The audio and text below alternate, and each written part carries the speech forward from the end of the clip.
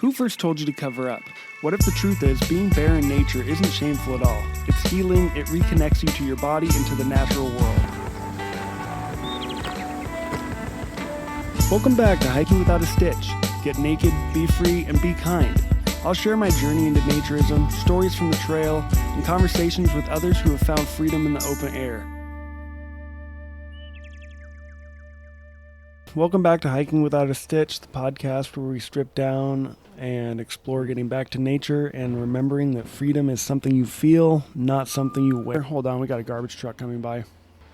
Literally, the garbage truck is right behind me. I'm out in my back sitting area, so you'll probably hear cars and the neighbors and maybe some chickens and dogs barking. But, hey, Brandy. That's, hey, stay down. That's what you get when you're recording outside. I'm your host, John Norman, and today we're talking about something that people ask me about all the time. What gear do you bring when you go naked hiking, and how the hell do you stay safe out there? We're going to break down what I carry, how to prepare, how to stay safe, and how to handle wildlife encounters, and how to be free while still recreating respectfully. Everyone thinks hiking naked means just taking off your clothes. A lot of people picture you dropping your clothes on the side of the trail and continuing on with nothing but your shoes. I've only done that once. I placed my stuff down thinking, I won't go too far from this space, I'll be near it. Then I ended up walking way further up the wash than I had planned because I got lost in the moment and just enjoying the experience. Then on my way back down, 6 college-age guys come walking up. We're walking towards each other. And I went to reach for my sarong, which I usually have with me, and I'm like, oh shit. So then I just tried to look casual and confident as I walked past them all, and just, a brief hello, good day for a hike. And I continued on, and then I took one look back at all of them, and the last guy in their line had turned around and was taking a picture of me walking away. True story. So maybe don't leave everything behind on the side of the trail. I'm not going to sit here and tell you that you have to have some sort of fancy setup to go outside and spend time in nature or go hiking.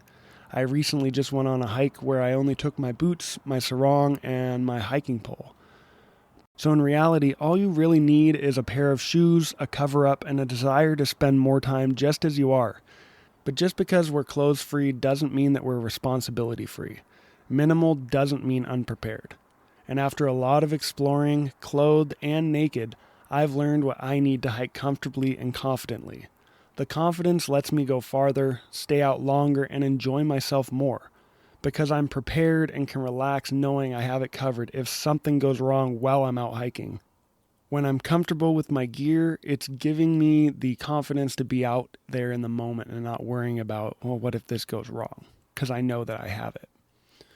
So the first piece of gear that I always take with me is my marsupial chest-mounted bino harness, which also has a variety of pockets where I store my car keys, my wallet, and my phone.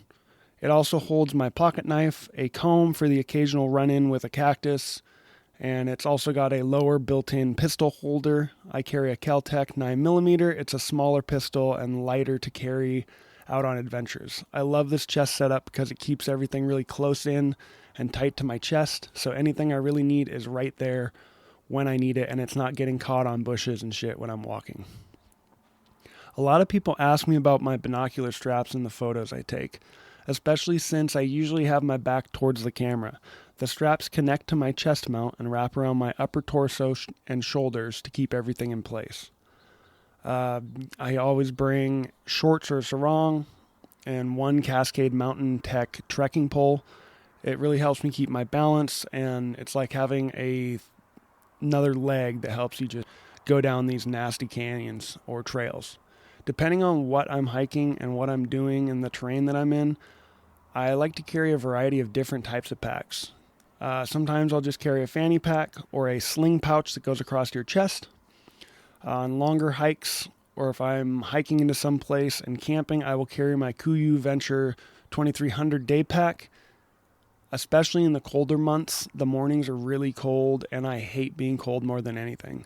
So with the QU pack, I can layer up on the way in, then shed my layers as the day heats up for some naked time on the trail, or if I stop at a water source or an area that I just want to kind of strip off and lay in the sun.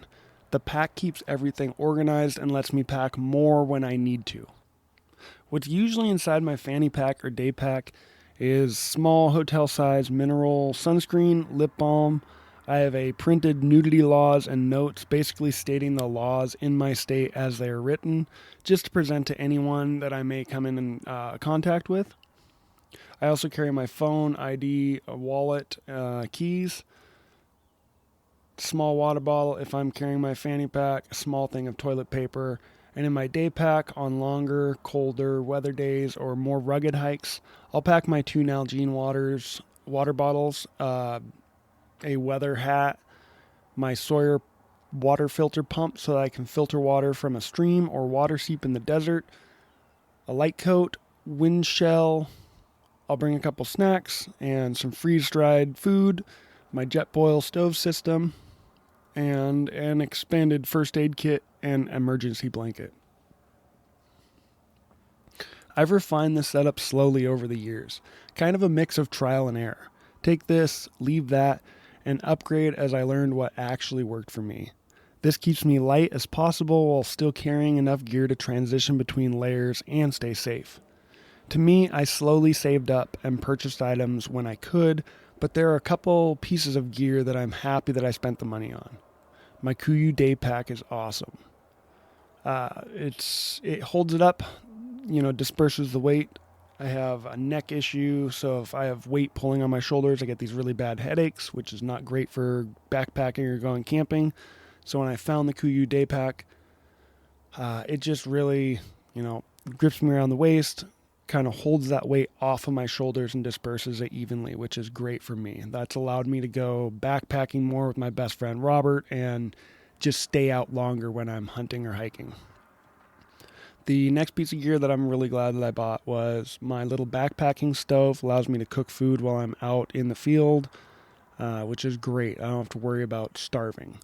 Also, my water filter. This allows me to go down into these areas I want to check out, and if I drink all my water, that's fine. I can fill more along the way, and it's really about finding what works for you and recognizing your needs and desires. So those were my needs. I needed something that helped me carry stuff and be out longer, and for here in the desert specifically, just having water, even in Washington State. I remember hiking with Robert and we were stopping at streams and he had his water filter and he's filtering water for us to drink on the way, and I just thought that was awesome. So it really comes down to what your desires are, what your needs are, and what your comfort level is. On every hike, short or long, I wear solid footwear. I like to wear hiking boots for the support.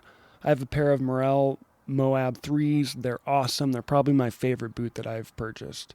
I've hiked rugged Washington canyons and hot-ass Arizona desert, just rocky, gnarly country. Some trails I will go barefoot on, but only when I know the terrain is safe and the trail is well maintained.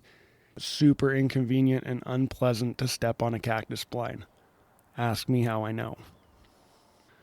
You will hopefully never need to defend yourself while out in nature, but the possibility is there. And being prepared matters. Everyone deserves to feel safe no matter who you are or your background. So I'm just going to list out some items that I think are good options for self-defense that are open and available to everyone, excluding firearms. You can carry pepper spray or bear spray. In my opinion, bear spray is like a 2-for-1. It works on bears if you encounter a bear, but it can also work on humans as well. There's a tactical pen with a reinforced center rod that can be used as a stabbing implement. That's a good light option. It can clip onto your backpack, so you can easily grab it if you need to defend yourself from something. Another great option for non-lethal protection is tasers. Basically, you turn it on and zap. You sell them at gas stations or the sporting goods store. And then I personally carry a firearm. And if you're choosing to carry a firearm, you need to be trained properly with safe gun handling and shooting practices. You need to be comfortable in handling it and carrying it on you. Lastly, You should only try and get a gun if it's legal for you to obtain one. If you're in Arizona and want to learn how to shoot guns and handle them safely, I really like Girls Just Want to Have Guns in Gilbert and Mesa, and Desert Patriot Training in Phoenix. They're great options for beginners. They're female friendly, which is awesome. So if you're in Arizona, check them out. They're great resources. If you're not in Arizona, go to your local gun range and they can get you started in the right direction. A tool is only as effective as your training. Whatever you choose to carry, it's your responsibility to know how to use it safely. So that's really my gear that I carry. Now let's talk about how to stay safe when you're out there with nothing between you and nature. The biggest emergencies on the trail, clothed or naked, are the same. The top 4 are dehydration, injuries like trips or falls, hypothermia, and wildlife encounters. Here's how I prepare for each. Here, especially in Arizona, heat can kill you fast, and unfortunately it happens every year. So you really have to watch for heat exhaustion and heat stroke. And the difference is heat exhaustion, you start sweating, you start getting dizzy and nauseous. And then heat stroke, you're not sweating, you start to get confused, you have hot skin, and that's life-threatening. You should seek medical attention right away. If you believe you're having a heat stroke and heat exhaustion, you should get into the shade and take a break. Drink lots of water and have electrolytes. Usually when you're hiking in the desert, especially, bring more water than you think. Also bring electrolyte tablets or packets. Those can help. Wear a big sun hat and take lots of shade breaks. When I first moved down here, I hiked a big canyon with this dirt road that led down to basically the middle of nowhere. On the way down, I drank almost all of my water. And then I turned around to hike back up, and halfway out of the canyon, I realized that I had messed up. I didn't have any water. I started to feel dizzy and sick to my stomach, and I really underestimated the heat, and it really showed me that how quickly you can get caught up in nature and caught up with being outdoors, but how dangerous it can be if you're not prepared. And that day I was not prepared, so I'll never do that again.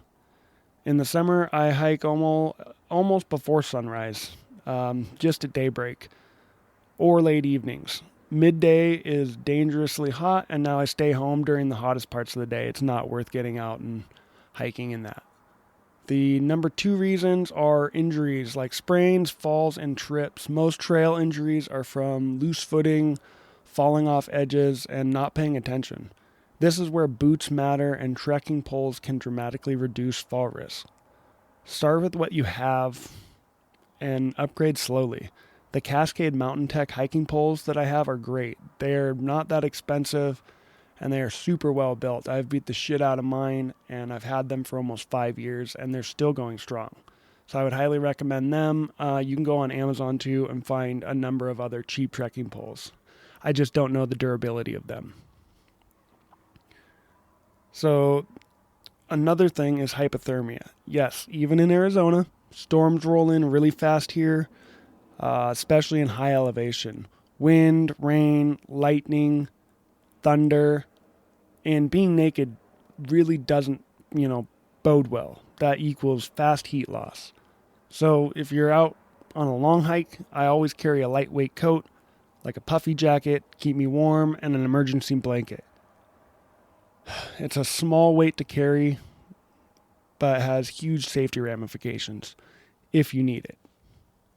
Here in Arizona, my number 1 concern in these canyons is Africanized honeybees, or killer bees. Some people call them feral honeybees, but they're basically an Africanized version of the American Germanic honeybee that we have here. They were brought over from Africa to South America to be studied, and the lab left their door open, and there was a breach, and the bees escaped. Thus, they traveled up through South America, up through Mexico, and into America. And now they're just basically 99% of the bees here in Arizona, the honeybees, are Africanized, which means that they're more aggressive. and can be more aggressive. So the biggest way that I avoid them is listening for the buzz. You'll hear them before you see them. There's no mistaking the high-pitched buzz of the hive. While out hiking, I've had honeybee swarms fly over me. My brother Jamie and I, my kids and my wife were hiking once down in this canyon, and we heard that buzz, and we looked up, and it was like seeing a dark sheet being waved in the air. There were so many bees, and they started to just come down right to the area that we were, taking a break in with our kids. And luckily they landed just around the corner from us.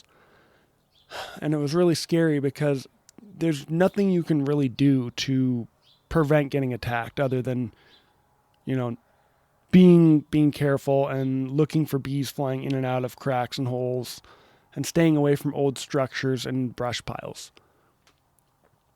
But when they landed down next to us, all you can really do is run. If you are swarmed, run away. So that's what we did. We slowly made our way back out of that canyon, and luckily there was no problem. But if you do get swarmed, running is your best option. Cover your face. Try and pull your shirt up over your nose and mouth because they will come swarm your face and get up into your nostrils and mouth. Also, don't jump into water. They'll wait above the water for you to come surface and get air, and they'll swarm you again. So your best option is distance. This goes for yellow jackets and wasps as well. More common in certain regions. Many nests are underground, and I've been chased off a trail a few times by them before. Depending on your area, you could come in contact with cougars or bears. I know that we have a high number of cougars here, and in Washington we had a shitload of bears. So with those, make noise, don't hike at night, or if you do hike at night, hike with a group if possible. There's safety in numbers. If you do see a cougar, do not run. That triggers their prey drive and they will chase you. Just like a cat when you do the little string with the feathers on it. They're just a big house cat and you're the feathers. Make yourself bigger. Maintain eye contact, and then if attacked, fight back hard. Predators, view it very simply. If you're too much of a pain in the ass to get to eat, they're going to go, oh my gosh, okay, this is way more work than I signed up for. With bears, it's very similarly, make noise. Don't surprise them. I know that I've walked up on a mother bear with her cubs. I was with my younger brother, Nick, and it was really uncomfortable. We luckily were able to just back out. She didn't charge us or anything, but she was chuffing and hitting the ground, which I was just like, oh, please, I don't want to have anything to do with you. I don't want to hurt your babies. I just want to go back the way we came. So luckily she let us do that. Carry bear spray or a pistol in bear country, especially if you're in grizzly areas. I know in parts of Washington, Idaho, Montana, there's grizzly bears, and that's something you need to be very aware of. Here in Arizona, we have a high number of venomous snakes and animals. With rattlesnakes, watch your step, listen for that telltale rattle that they give off, and then give them space. Don't touch them or mess with them. Most bites happen because people are doing something dumb and messing with snakes. That's usually how people get bit. The other thing to bring up is ticks. I fucking hate ticks. There's not many where I live in Arizona, thankfully, but in Washington State, they were all over. If you're out in tick country, check your whole body often. I know that this is super toxic, but I spray my boots with permethrin when I go out in the springtime. You can also buy, they're called gaiters. It's this zip-up flap that goes around your lower portion of your leg from your knee down to your ankle and shoes. You can treat that with permethrin. That way they're grabbing onto that, and it's worked for me. I know that it's super toxic, but it has worked for me. And yeah, I hate ticks. I hate finding them on me. I hate finding them in my car after a hike. They're just nasty. You can also use natural repellents as well, but I use my permethrin when I go hunting or outside where I know that there's ticks. here in Arizona. I've only seen a few on like the rabbits on their ears, the jackrabbits during like springtime, and then they start to fall off as it heats up. Uh, I also carry big tweezers. I forgot to add that. I have tweezers just specifically for ticks. Don't burn them off, don't twist them off, and don't smother them. Just apply a steady pressure and pull straight back, straight out, you know. If you're doing the other, like burning them off, they actually release more discharge into you than if you just grab them around their abdomen and pull straight back. Now, let's talk about legal and discreet hiking. If you're not thoughtful, you can be charged with indecent exposure. So discretion equals respect. And these are like my 9 kind of rules that I follow to not cause a problem and not get into legal trouble hiking on places that aren't specifically legal for nude hiking, but there's no people around and you're doing it safely and respectfully, so you should not be a problem. So I usually try and hike during the weekdays. If I do hike the weekends, I go super early. I choose low traffic areas or trails. I check for cars or like four-wheelers at the trailhead. I start my hike dressed and then strip deeper in, and then I stay alert. I avoid family areas. I cover up casually, not panicked. I'm not embarrassed or ashamed of what I'm doing. I'm just showing that I'm respectful and trying to play within the system that's been set. Discretion is respect, not shame. We're ambassadors of naturism, so we need to present it in the correct way. My gear has changed a lot over the years. I started with basically nothing, just curiosity and a need to breathe, and now I carry exactly what I need to stay safe without losing that freedom and that light feeling. So build your kit slowly and find the gear that works for you. Safety is freedom. Preparation is confidence. If you have gear tips or safety stories, message me on Instagram at Hiking Without a Stitch. I love hearing what other naked hikers carry, and I just want to say thank you for listening. I have a couple episodes of interviews coming up. I'm super excited to share those with you and talk about kind of what to expect going into the new year. So that's going to be in the next couple episodes. Until next time, get naked, be free, and be kind. See ya.